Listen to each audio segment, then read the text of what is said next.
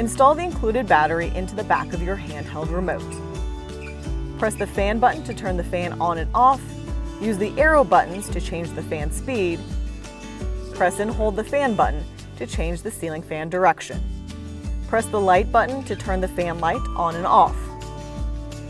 Enable light dimming and dimmable fan lights by pressing and holding the arrow button.